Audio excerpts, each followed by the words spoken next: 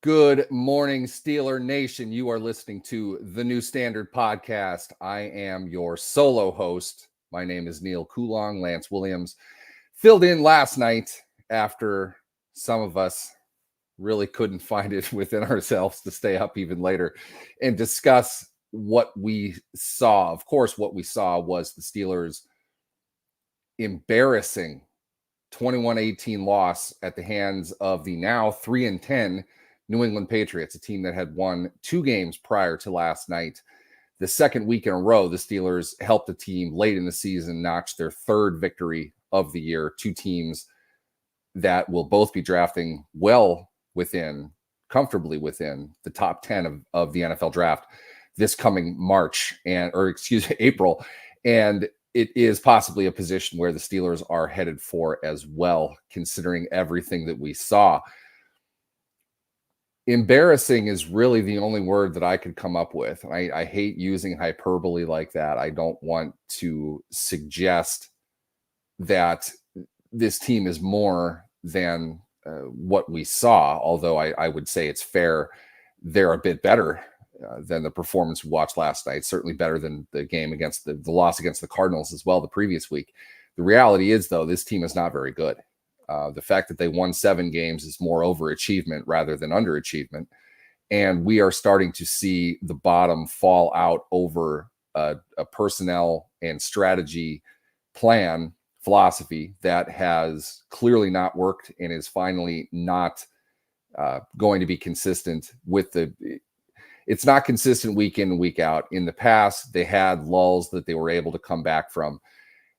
To me, after the last 2 games and arguably the last 3 games, even though the Steelers defense in that loss to Cleveland 3 weeks ago played very well, this is a team that is on the absolute decline. And in my opinion, played probably like the worst team in football over the last 2 weeks. We are not moving the needle anymore. The organization has tried a variety of different things. Nothing has really worked. And to be honest, I'm at the point now, as I tweeted out late last night before I went to bed, I no longer think Mike Tomlin is going to survive this. It's not just 2 games. It's not just 3 games. It's not just even 3 seasons. It's the cumulative effect of a franchise that just simply is not going anywhere anymore. They're not moving in a positive direction, despite what Najee Harris said, which made me laugh after the game. I think that was a comment that you say because you're not really thinking. Your head's probably ringing after a football game, and you just want to go home. They're not moving in a positive direction in any way, shape, or form. He'd be crazy to think, certainly after the performance he just put up, that they are. When you fire your offensive coordinator and your offense is probably worse than it was, the buck has to fall somewhere. And in my mind now, all things considered, I don't know what else you do. My guess truly would be Art Rooney sits down with Omar Khan and Mike Tomlin and basically says, we are going to select the coaching staff, the assistants, the coordinators, and we are getting rid of most of the coaches that we have right now. To a head coach, that is essentially, you're keeping me and getting rid of my entire staff. I don't know if I'm going to go along with that. I think I'd rather pursue other opportunities. And I think that's what will end up happening. I really don't expect to see obviously you want to let the rest of the season play out. They're not going to get rid of him today or tomorrow, I don't think anyway. But the bottom line, when you watch this team, they need to go in a completely different direction offensively. Having carryover from that is not going in a different direction. You can't tell the coaches that have been doing this, you need to do something else. You just need to go out and get somebody else. That decision has been made with Mike Tomlin's input, if not his personal choice, this entire time. And this is no different today or yesterday than it was under Randy Fichtner, and it's no different than it was under Matt Canada. We're past the days now where we blame Matt Canada for absolutely everything. It's clear and obvious he wasn't the person for the job, but it doesn't really seem like Eddie Faulkner / Mike Sullivan is doing much better than he was anyway. There are personnel issues. There are philosophical issues. There are in-game decision issues, which I'm going to get to in a second. All of this leads to a very poor product that really doesn't give you any sense that there's hope here. I'm going to explain that like this. When we watched Tyler Browning play, or Tyler Browning, who's Tyler Browning? Jake Browning play against the Steelers, 2 weeks ago, what we saw was truthfully a player that he left a lot on the field. He missed plays. Cincinnati had a better opportunity to win that game than we think that they did. We're high and drunk on the delirium of post Canada of 400 yards. We ignore the fact the Steelers only scored 16 points. And we ignored the fact Kenny Pickett, who had a pretty good game, wasn't really that much higher in terms of his performance than Browning was. Browning did it to Browning. It wasn't the Steelers' defense. Browning left a lot on the field. The Steelers aren't even leaving plays on the field. They're not making anything. Cincinnati corrected their issues and put 34 on Jacksonville in a winning effort the next week. The Steelers have only declined since they changed out their offensive coordinator. So where's the fault here? We can sit and argue for hours over who's right, who's wrong, ultimately whose fault is it? It's Tomlin's, it's Rooney's, whatever. The bottom line is none of it is working. So what are we really arguing about? Who needs to go? Well, all of them need to go. I don't see another way around it anymore. And I'm not coming at this from a punitive level. I'm not looking for a pound of flesh from anybody. I'm just simply saying, do you think this is working or what? Do you think this is good? I don't care who's under center at this point, whether it's Kenny Pickett, Mitch Trubisky, Mason Rudolph, Duck Hodges, Mark Malone. It doesn't make a difference. They're all producing the same ineffective play that is driving an offense to score in today's day and age 16 points a game. That was true under Canada, more or less true under Fichtner, who had Ben Roethlisberger. And now it's obviously under Faulkner/Sullivan as well. If you keep doing what you're doing, you're going to continue to get the results that you're getting. That's where the Steelers are. And I'm going to use that to segment into the worst sequence of plays I feel that this team has made in a leverage situation in quite a long time. You might recall this right before the 2-minute warning in the fourth quarter, after a terrible officiating mistake calling long snapper Christian Kuntz for a false start that gave New England the ball back, wasted some time. The Steelers got the ball. They had an opportunity. They could have done something with this. What ended up happening in 3rd and 2 after this is 2:09, 2nd and 10, 2:09 left in the fourth quarter. Trubisky hits Deontay Johnson. He gets out of bounds, 8-yard gain. 3rd and 2, 2:05 left. What's important about that situation is the fact that you get a clock stoppage. What that means to an offense is you can show run or pass. If you are long in the field, it's past the 2-minute warning, you don't have many timeouts, they know you're not going to run the ball. But when you have run-pass flexibility in that situation, your play calling might end up a little bit differently. What do the Steelers do? They throw deep to George Pickens, who, as phenomenal a player as you all think he is, he doesn't seem to make the plays that need to be made in a lot of cases. He didn't in that case. Okay, you take a shot on 3rd down, it's 4th down. That's one perspective. You waste 3rd down for the big play opportunity if you see what you like. And I can see why you might like what you see with George Pickens on the outside with somebody. They go for it. It doesn't work. 4th and 2, though. Now the 2-minute warning is burned. 1:55 left. From the snap, Trubisky was not looking anywhere else other than to down the alley to his left. Pat Freiermuth was not running an engaged route looking to get open.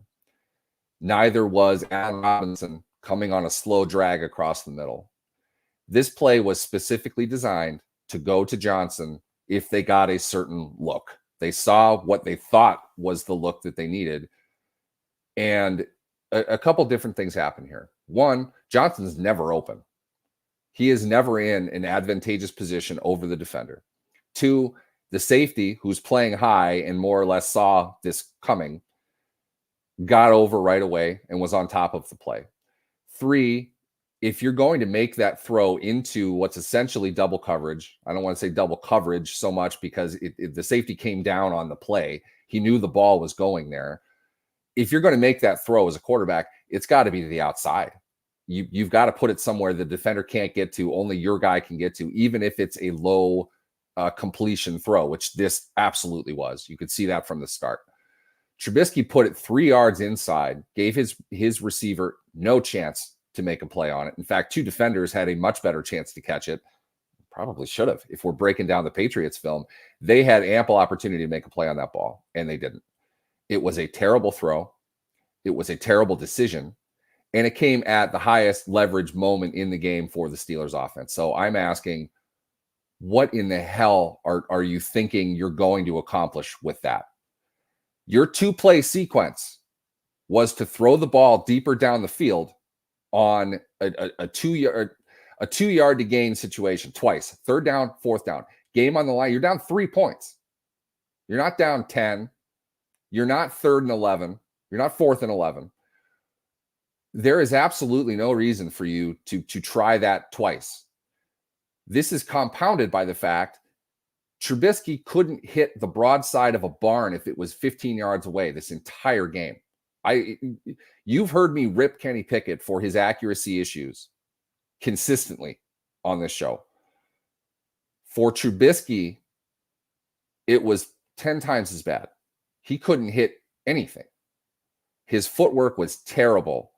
His mechanics were terrible. He couldn't have, it's almost as if he didn't realize he was throwing the ball. He was that disjointed in his body. He didn't throw anything with velocity.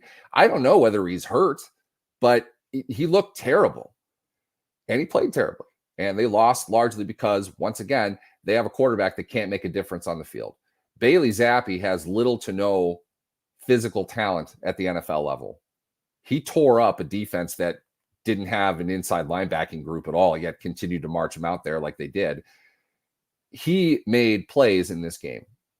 For 2 games in a row now, the Steelers quarterbacks have not made a single play the entire time they had the ball. You put all that together, this equals failure. You add it into the previous failure. What you have is a significant decision that was made in the middle of the season to get rid of your offensive coordinator, and then to have your offense respond by showing flashes of mediocrity against a bad team in Cincinnati. At that point, a bad defensive team anyway. They have been all year. The fact that there is no continued improvement, there's nothing more that leads you to believe they're getting somewhere. And they had a little bit of a renaissance there about midseason. They're running the ball pretty well. Did not run the ball well last night. It was a bad game up front for the Steelers offensive line, something that if you listen to the show prior to the game, I said was going to happen. Bill Belichick's defense can destroy this offense. Not that no one can, but he can take it completely out of itself. And the only thing the Steelers can do is run the football. And they couldn't. Trubisky ran for a couple of years. He was half of their rushing yards, I think. And 15 of them came in the first play of the game. Not effective in any way, shape, or form. Yet a block punt, which is usually indicative of a win for the Steelers when Miles Killebrew is able to block a punt, they can pull that game out. And they had the opportunity to do that. 3rd and 2, you don't want to run the ball. You want to go deep because you think that you have something. Okay, I can get behind that. We saw Ben Roethlisberger do that for 17 years. If he saw an advantage, short yard situation or not, he's going to take it.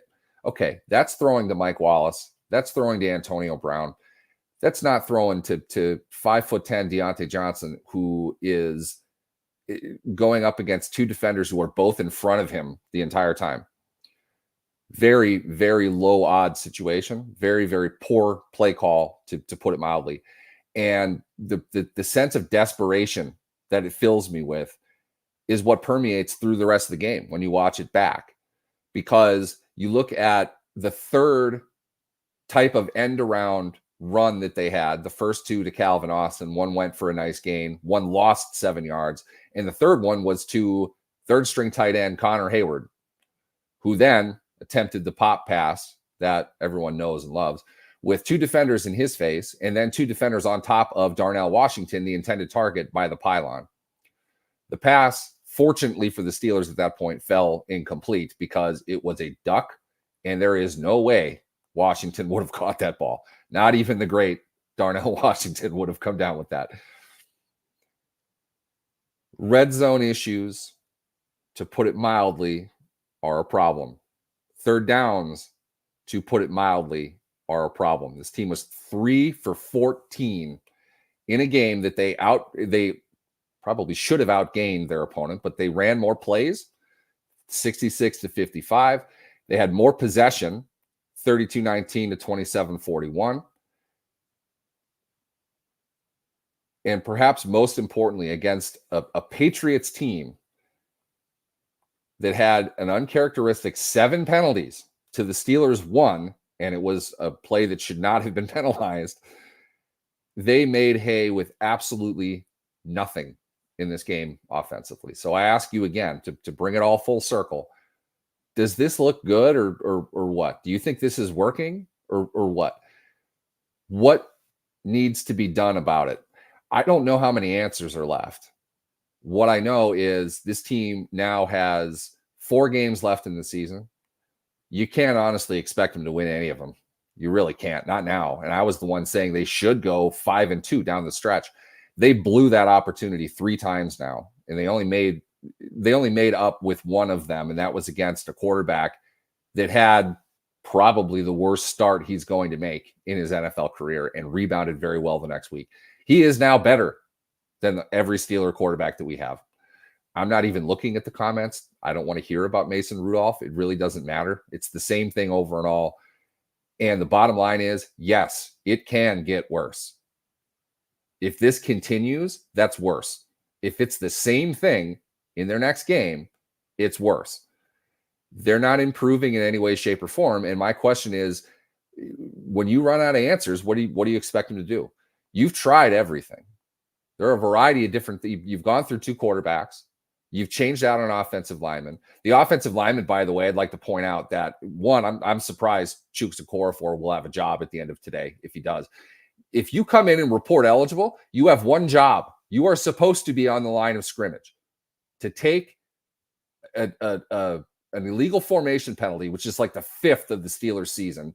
Nobody else has more than like 3 of these, by the way. And teams that do go in motion far more often than the Steelers do. Your jumbo tight end coming in to do this one thing that has to report eligible absolutely needs to know where he is on the field. This is the second time this season this has happened with 2 different players and 2 different coordinators. Completely inexcusable. It can't continue to happen. And if there are not answers internally, people need to go. And if the people that brought in the people that need to go, it has a tough time with that, then they all need to go. To me, that's really what this game symbolizes more than anything else. It's not that Mike Tomlin is not a good coach. It is not that he doesn't have an impressive legacy. It does not suggest at all he's a failure the way many people are going to want to make him out to be, because frankly, I don't think Bill Walsh could have come in and led this team to a whole lot offensively. They are far less talented than people think that they are. We see that now because now we took care of the cancer of the team. Matt Canada, the worst offensive coordinator in NFL history, and that's not even all that bold of a statement. He's gone, and the team is exactly the same. I said up and down, you can't just change the team overnight, and I still believe that. But to get nothing more, in fact, to arguably take a step back with a veteran backup quarterback who should be able to come in, play the hits, and complete a few passes. It's all he needed to do. You couldn't even scheme up enough for him to do that. Does this look good to you? I don't understand. What direction do you think this is going in? It isn't working. I honestly feel, again, if you keep doing what you're doing, you're going to continue to get the results that you're getting. I think it's just based on what we've seen the last couple of weeks.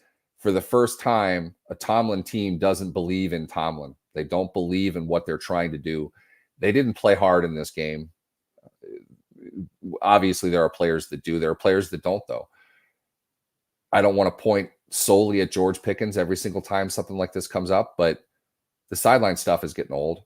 If he doesn't respect the coaching staff that he has enough to actually shut his mouth when they tell him to, probably needs somebody else if you really want George Pickens to be on the team. There's too much about what they're not doing, and this goes on both sides of the ball. I don't want to point out the fact that the corpse of Ezekiel Elliott had 140 yards from scrimmage last night. I don't know if you noticed that. Do you remember Ezekiel Elliott? I do. He was the guy that scored the touchdown against the Cowboys way back in the day when the Steelers had an offense and they scored 30 points fairly often. They lost that game on a blown run assignment. He feasted again on blown run assignments. Steelers did not have a professional level inside linebacker who was healthy playing in this game. I don't know why they don't. I don't know why they can't coach somebody up to play at an acceptable level, but they didn't. And it's a continued problem that only speaks again to the overall issue they have with the general leadership of this team. And I don't know what direction we could expect them to take at this point. I want to pause for station identification, something I probably should have done like 10 minutes ago. You're listening to the New Standard Podcast. My name is Neal Coolong. I'm the solo host today. Lance Williams is not with us because he stayed up late with this disaster of a game last night. I wanted to weigh in on it.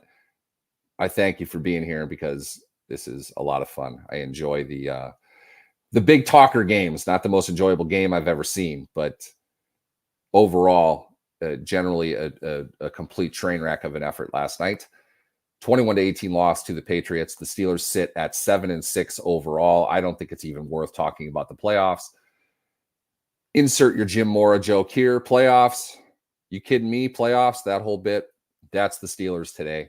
They are the pre-Manning Indianapolis Colts. Not a good place to be. I'm going to grab a comment at random here. You know what? This is sort of the one that I wanted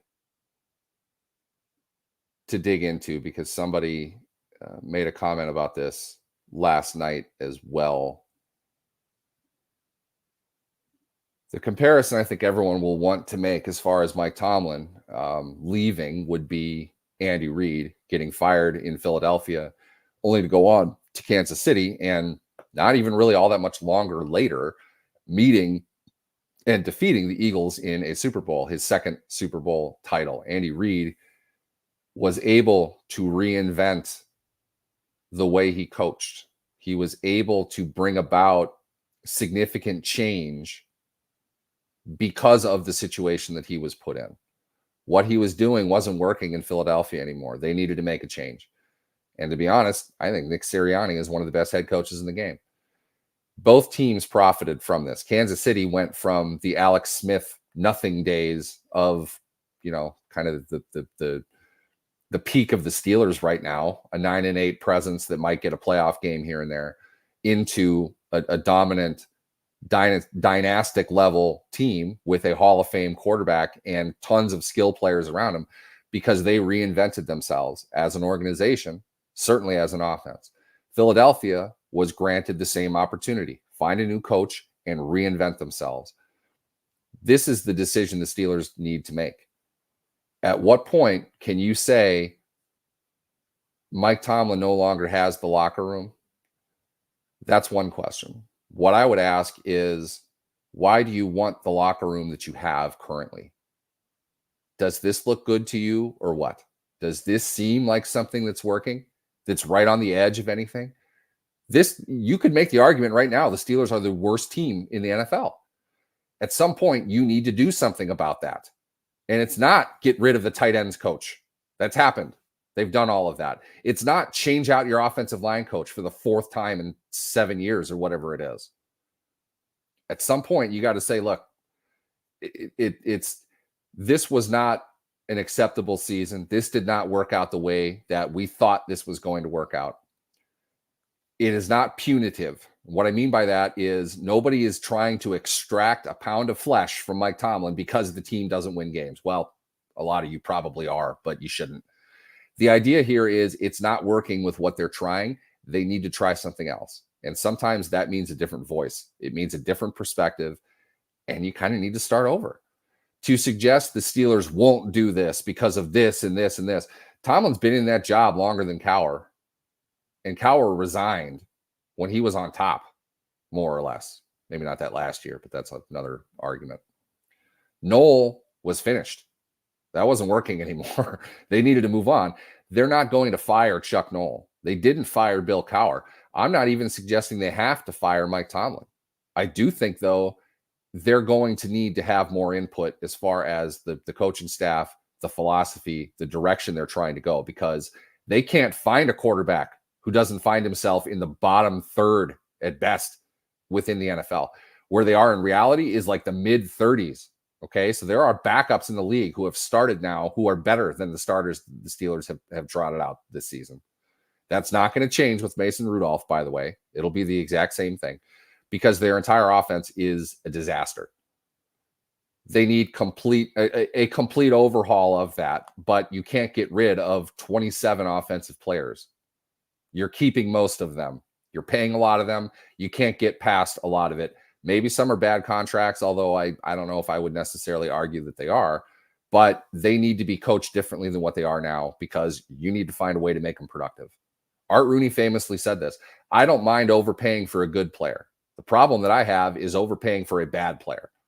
I don't know whether they're good or bad. What I know is that they have the contracts in place and they're not producing. I'll leave it at that.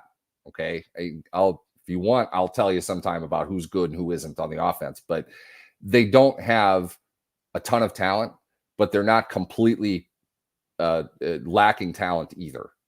There's a combination here, and they need to find a way to make it more productive. We've seen cracks of it here and there, but not enough. We've seen it be really good at times, but never more than like a drive or two in a game. Something needs to change. And in my mind, I think where this is going, because I don't, I have no idea what Steelers team we're going to get when they kick off Saturday against Cincinnati in week 15, but I don't like their chances. We'll see if that matters. We'll see if that means anything. But right now, the Pittsburgh Steelers are reasonably among the worst teams in the NFL. And they are not going to draft higher than 14 or 15 at best. So this is not a situation in which you can expect additional talent to come in and fix everything. They have a philosophical problem offensively. They have no clue what they are doing. They don't do it well consistently. And it doesn't seem like their players are buying into what they're being told to do either. That's a major problem. And with it, at some point, heads are going to roll. And you fired your coordinator already and nothing changed. That's going to fall on you. That's the nature of the NFL. With that, thank you for tuning in. This is the New Standard Podcast. My name is Neal Coolong. I'm usually here Wednesdays, 10 a.m. Eastern, 7 a.m. Pacific, with Lance Williams. I did this one solo today because I wasn't able to jump in last night. But thank you all for tuning in. Please like, share, subscribe, talk us up in social media. We'd love to hear from you. We're still Steelers fans. We still watch the games. We're not jumping that far off, but it's high time we see some change, and I don't know when that's going to happen. But when it does, I promise you we will be here to break it down for you. Thanks for tuning in, and we will see you next time.